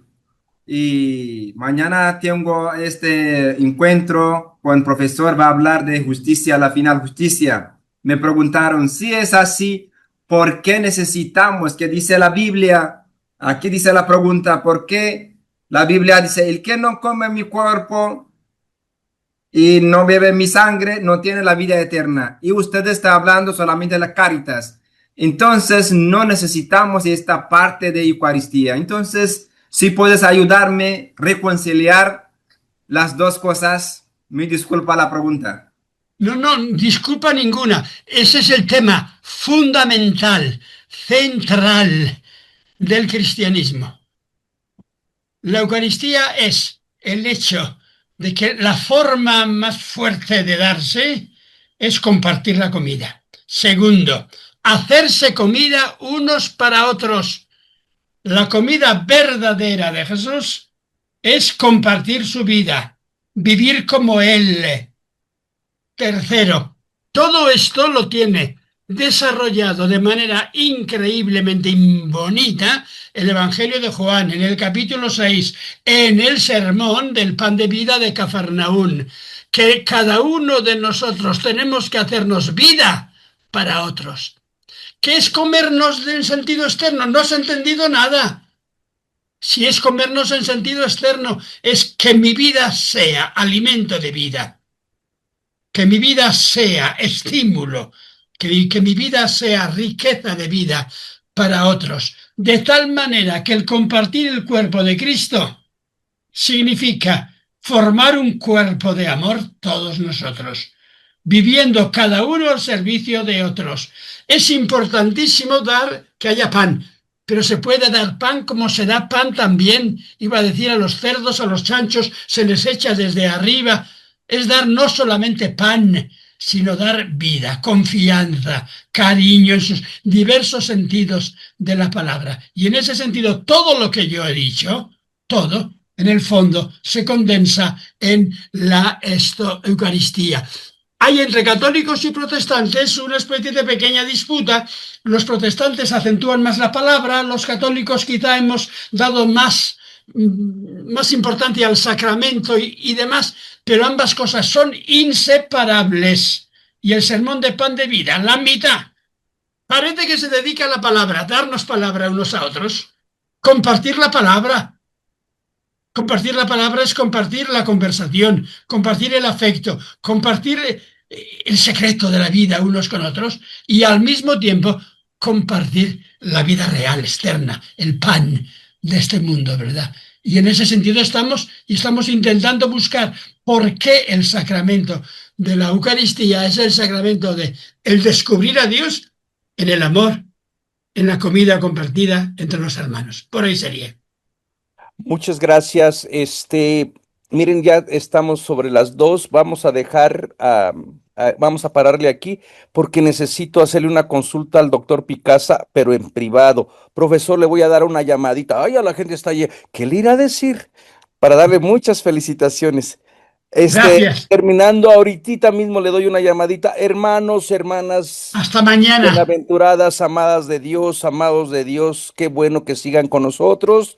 Nos vemos el día de mañana, donde daremos por concluido este estudio y esperemos que aprendamos a poner en práctica estos gestos, estos valores, estas palabras de vida. Cuídense mucho, que Dios les bendiga. Gracias a todos. Gracias, muchas gracias.